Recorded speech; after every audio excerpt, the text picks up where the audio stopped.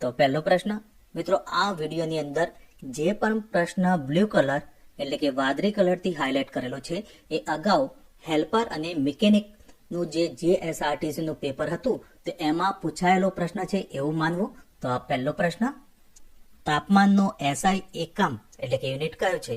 તો option A kelvin, B joule, C Celsius અને D Fahrenheit. તો આનો સાચો જવાબ છે ઓપ્શન નંબર A કેલ્વિન. ત્યારબાદ બીજો પ્રશ્ન, ફોર્સ એટલે કે બળનો SI યુનિટ એકમ જણાવો. તો option A pascal, B boil, C newton અને D વોટ. તો આનો સાચો જવાબ છે ઓપ્શન નંબર C ન્યૂટન.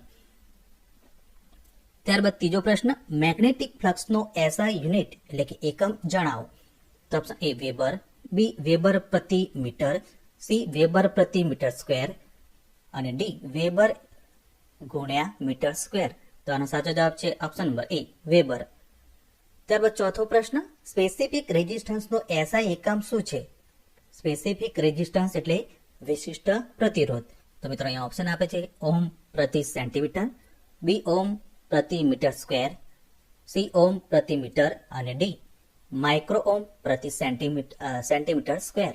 તો આનો સાચો જવાબ છે ઓપ્શન નંબર C ઓમ પ્રતિ મીટર. ત્યારબાદ પાંચમો પ્રશ્ન, લંબાઈનો FPS પદ્ધતિમાં એકમ કયો છે? તો option A metre, B foot, C centimetre અને D કિલોમીટર. તો આનો સાચો જવાબ છે ઓપ્શન નંબર B ફૂટ. તો મિત્રો અહીંયા આપણે સમજ માટે અહીંયા FPS નું પૂરું નામ પણ આપણે લખેલું છે.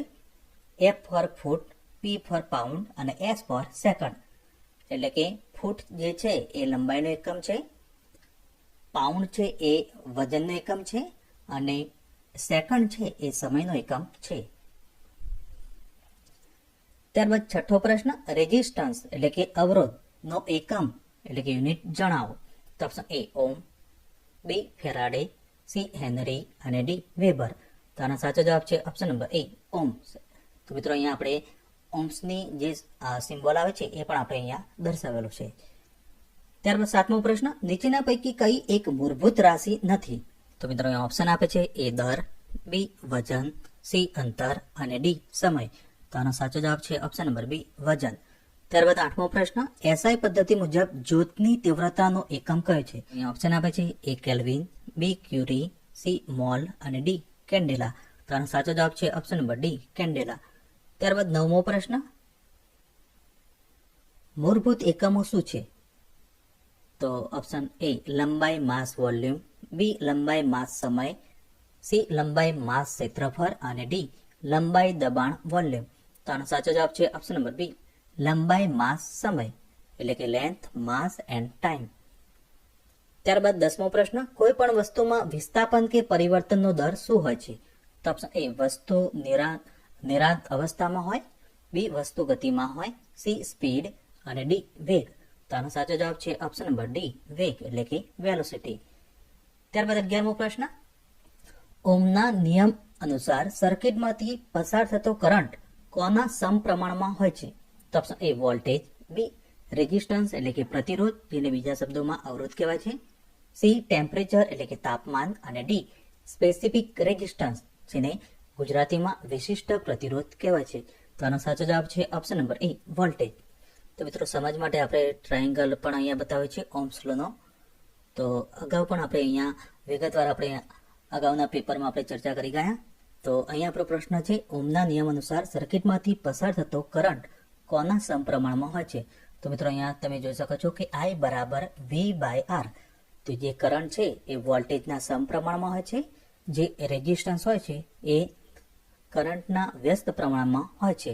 તો અહીંયા તમારે એ રીતે યાદ રાખવાનું છે કે V અંશમાં છે એટલા માટે એ સમપ્રમાણમાં હોય એટલે કે ડાયરેક્ટલી પ્રપોર્શનલ હોય અને R જે છે એટલે કે રેઝિસ્ટન્સ એ I ના વ્યસ્ત પ્રમાણમાં હોય છે એટલે કે ઇન્વર્સથી પ્રપોર્શનલ હોય છે. આ મિત્રો ખાસ તમારે યાદ રાખવાનું છે.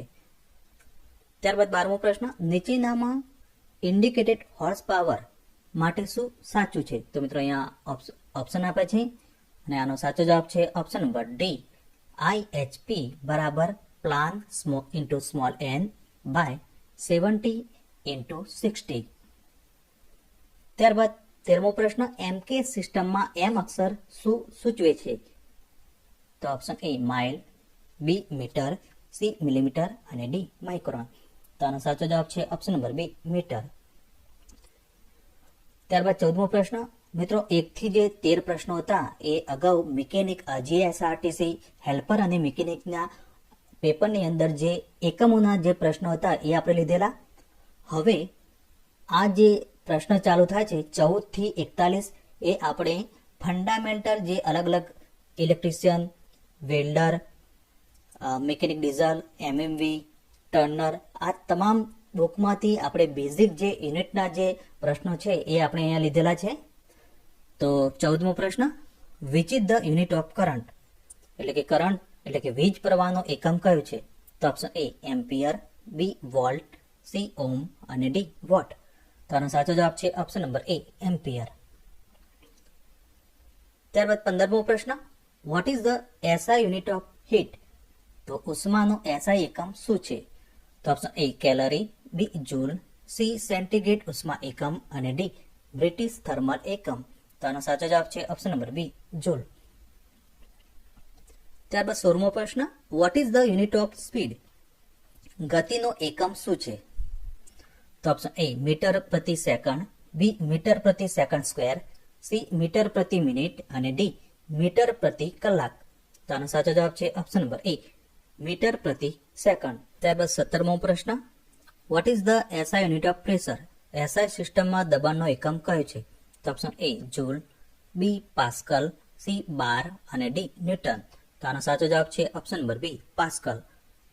ત્યારબાદ 18મો પ્રશ્ન. What is the unit of acceleration of an object, એટલે કે વસ્તુના પ્રવેગનો એકમ શું છે? તો ઓપ્શન એ મીટર પ્રતિ સેકન્ડ, બી મીટર પ્રતિ સેકન્ડ સ્ક્વેર, સી મીટર પ્રતિ મિનિટ અને ડી મીટર પ્રતિ મિનિટ સ્ક્વેર. તો આનો સાચો જવાબ છે ઓપ્શન નંબર બી મીટર પ્રતિ સેકન્ડ સ્ક્વેર. ત્યારબાદ 19મો પ્રશ્ન. What is the unit for velocity, એટલે કે વેગનો એકમ શું છે? તો ઓપ્શન એ મીટર પ્રતિ સેકન્ડ, બી મીટર પ્રતિ સેકન્ડ સ્ક્વેર, સી મીટર પ્રતિ મિનિટ અને ડી મીટર પ્રતિ કલાક.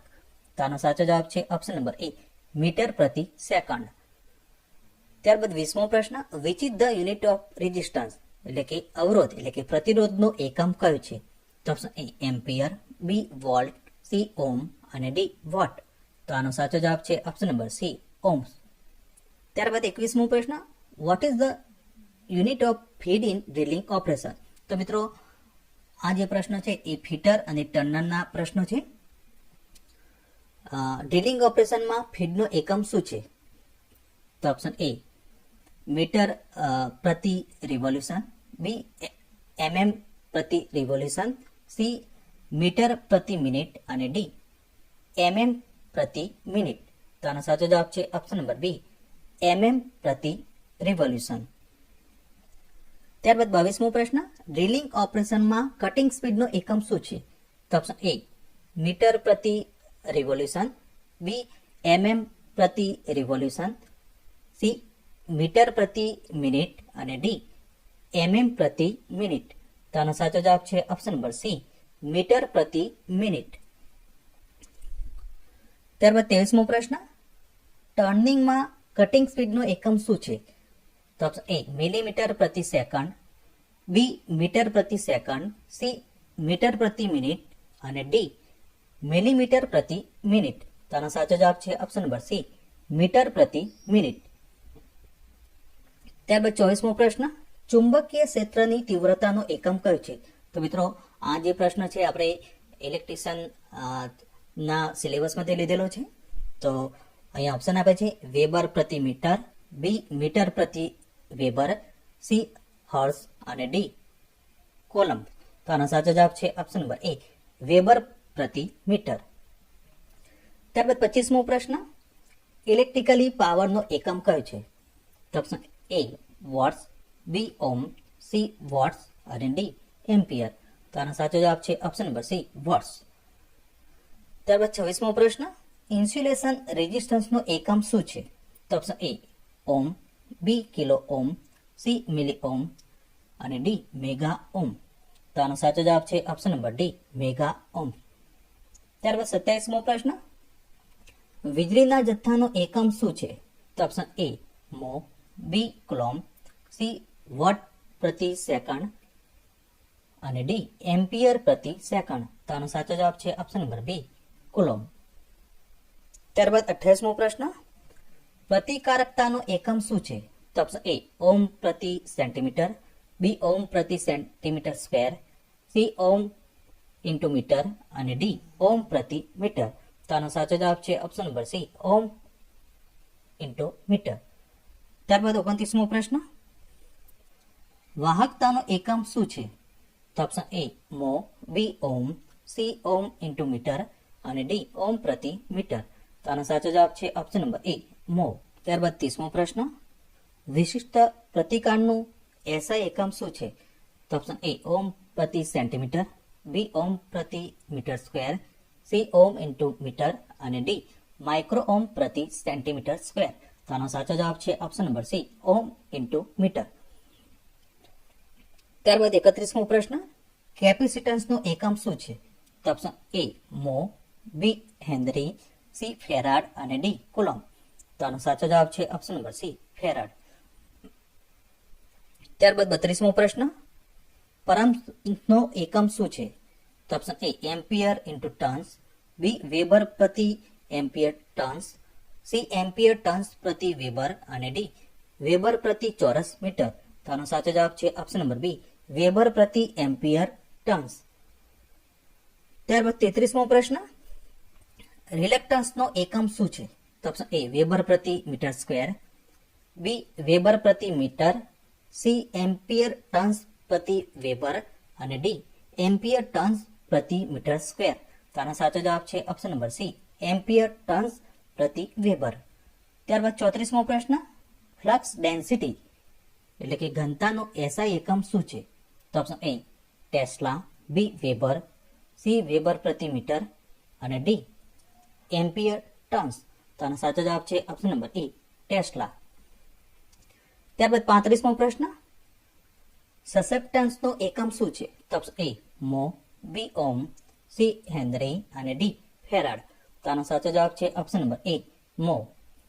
ત્યારબાદ 36મો પ્રશ્ન, ઇલેક્ટ્રિક ચાર્જનો એકમ શું છે? તો option A volt, B watt, C ampere અને ડી કુલમ્બ. તો આનો સાચો જવાબ છે ઓપ્શન નંબર ડી, કુલમ્બ. ત્યારબાદ 37મો પ્રશ્ન, લુમિનસ ઇન્ટેન્સિટી એટલે કે તીવ્રતાનું એસઆઈ એકમ શું છે? તો option A lux, B lumen, C candela અને ડી સ્ટેરિડિયન. તો આનો સાચો જવાબ છે ઓપ્શન નંબર સી, કેન્ડેલા. 38મો પ્રશ્ન, લ્યુમિનસ ફ્લક્સનો એકમ શું છે? તો option A lux, B lumen, C candela અને ડી લ્યુમેન પ્રતિ મીટર સ્ક્વેર. તો આનો સાચો જવાબ છે ઓપ્શન નંબર બી, લ્યુમેન.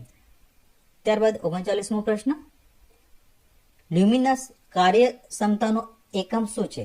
તો option A lux, B lumen, C lumen પ્રતિ મીટર સ્ક્વેર અને ડી લ્યુમેન પ્રતિ વોટ.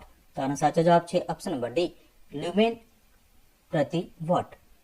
ત્યારબાદ 40મો પ્રશ્ન, ઇન્સ્ટ્રુમેન્ટ એટલે કે સાધનોમાં સંવેદનશીલતાનો એકમ શું છે? એટલે કે સેન્સિટિવિટી ઇન ઇન્સ્ટ્રુમેન્ટનો એકમ શું છે? તો મિત્રો અહીં ઓપ્શન આપે છે વોલ્ટ પ્રતિ ઓમ, બી ઓમ પ્રતિ વોલ્ટ, સી ઓમ ઇન્ટુ મીટર અને ડી ઓમ પ્રતિ મીટર. તો આનો સાચો જવાબ છે ઓપ્શન નંબર બી, ઓમ પ્રતિ વોલ્ટ. ત્યારબાદ 41મો પ્રશ્ન, મેગ્નેટોમોટિવ ફોર્સ એટલે કે એમએમએફ નું એકમ શું છે? તો ઓપ્શન એ એમ્પિયર પ્રતિ metre square, B ampere into metre, C ampere into turns અને ડી એમ્પિયર પ્રતિ ટર્ન્સ. તો આનો સાચો જવાબ છે option number C, ampere into turns.